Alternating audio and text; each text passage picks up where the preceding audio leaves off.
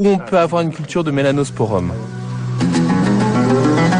Nous laissons les truffiers à leurs investigations pour visiter Debdou et sa célèbre Kasbah.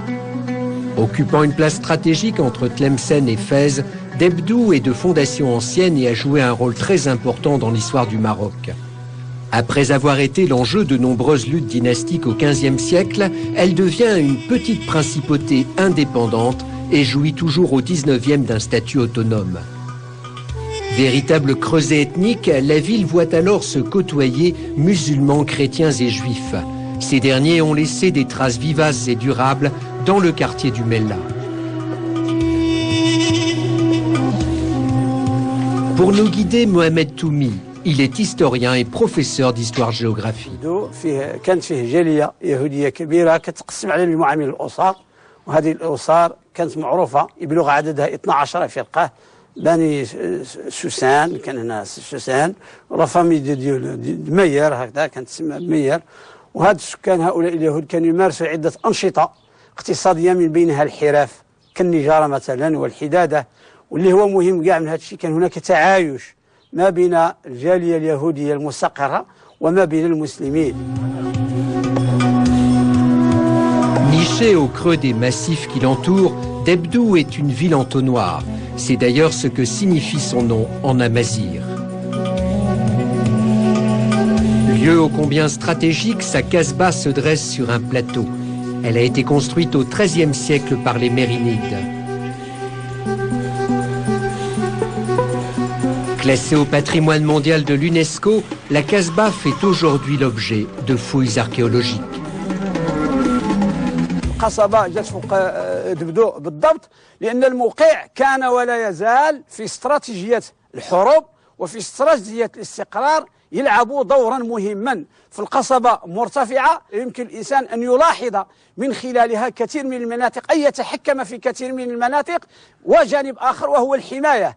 إذا خرجنا هنا قريبا من المكان المتواجدين فيه نجد بأنها محاطة بخندقين، وهذا الخندق كانت له أدوار مهمة من بينها حماية سكان القصبة.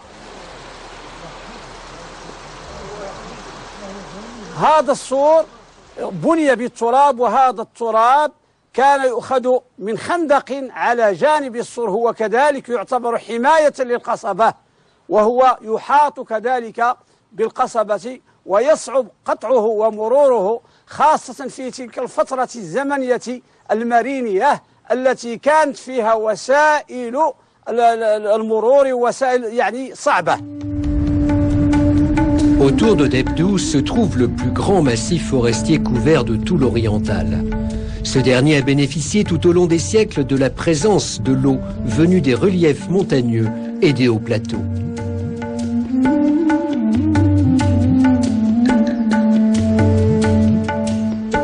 C'est dans ce cadre que nous retrouvons Abdelaziz et ses chasseurs de truffes. Nous sommes à la ferme Tifzouine, à 1700 mètres d'altitude, sur les hauteurs du plateau de Gaada. C'est sur cette terre qu'Abdelaziz a réussi à sortir sa première truffe noire. Ce site ressemble beaucoup au Cos lotois. Alors, il faut un écosystème particulier, il faut un terrain et une terre particulière, notamment une terre riche en calcaire. Des analyses très poussées ont été faites. Il y a également l'écosystème, aussi bien les arbres que les petites plantations. Et dans ce système végétal local, il y a tout ce qu'il faut pour la truffe. Il y a le genevrier, il y a le cyste, il y a le romarin sauvage. Nous avons recensé toutes les végétations existantes qui répondent parfaitement bien au milieu truffier Tuber Melanosporum. Nos amis truffiers et le chien Boubou reprennent donc leur traque. Bien décidés cette fois à dénicher les fameuses Melanosporum, tant prisées par les grands chefs cuisiniers et les gastronomes. Un intérêt tel que le kilo de cette truffe noire est commercialisé au prix incroyable de 12 000 dirhams le kilo.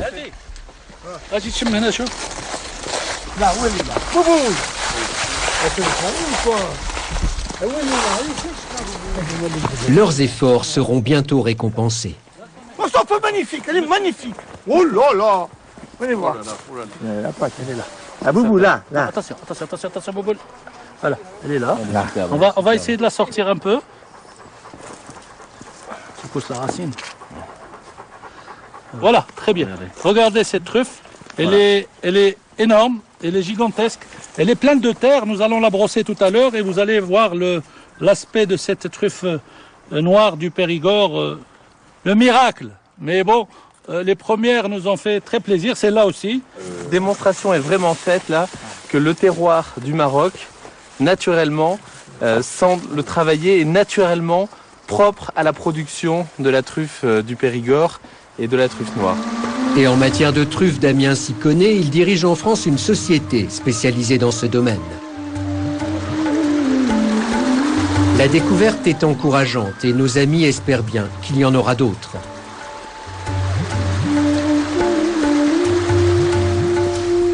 Boubou est toujours aux aguets et va leur donner raison. Mais attention, la truffe est aussi très fragile. Allez. Voilà. Stop, Boubou, stop, tu vas abîmer. Voilà, allez, viens. Alors, on va creuser, je vais creuser. À vous, chef. Maîtriser. Alors, il faut commencer à creuser au large pour ne pas l'abîmer, parce qu'une truffe abîmée, on ne peut pas la conserver et elle perd sa qualité, parce qu'il y a un classement quand même pour le... Alors, il faut creuser un petit peu en périphérie et on va arriver. Le chien a marqué, on dit que le chien a marqué, ça veut dire qu'il a donné un coup de griffe, mais il faut pas le laisser creuser longtemps parce qu'il va abîmer votre truffe. Elle peut être aussi... Ici, elle est petite, oui, mais elle est grosse. Ici, ça sent très fort. Ah, là, voilà. Elle est grosse aussi. Hein. Là, voilà.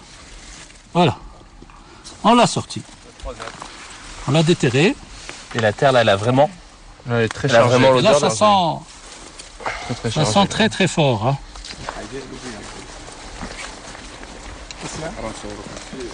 C'est un arôme tout à fait spécifique. À la différence de notre truffe à nous qu'on appelle terfas, il n'est pas odorant, il ne dégage pas d'arôme.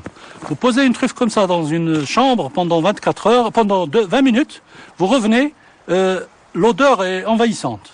Donc on l'utilise pour parfumer les mets, mais on ne la cuisine pas comme notre truffe dans des tagines, donc c'est pour parfumer seulement. Allez, Boubou. Cherche. Allez.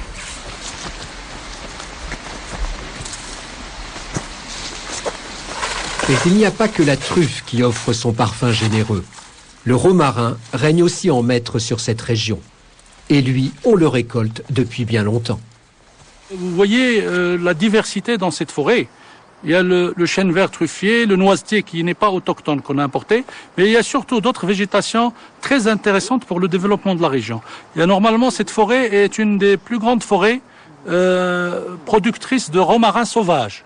D'ailleurs, il y a une coopérative dans le village qui a rendu énormément service. Et vous savez bien que le romarin de cette région est très connu à travers le monde grâce à sa pauvreté en camphre. Selon les historiens, les vertus du romarin sont connues depuis 2500 ans. On le récolte autant pour accommoder les plats que pour sa valeur médicinale. Il entre aussi dans la composition de produits de beauté. Ces ramasseurs ne coupent jamais plus de la moitié des plants de romarin qu'ils rencontrent. Une cueillette effectuée sous l'œil attentif et amical des gardes des eaux et forêts.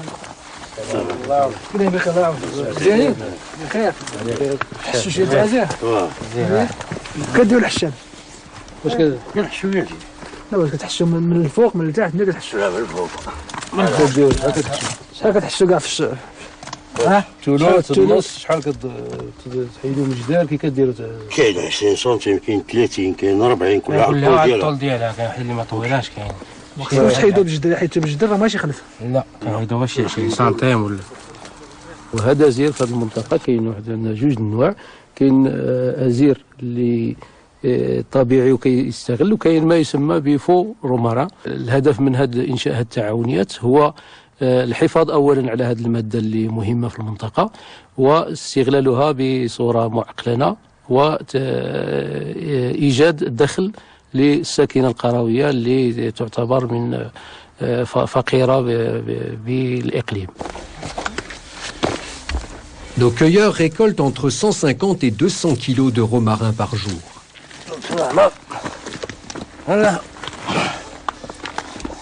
Une fois le travail terminé, ils emmènent le romarin jusqu'à la coopérative. Pour assurer la régénérescence de cette plante, chaque coopérative s'engage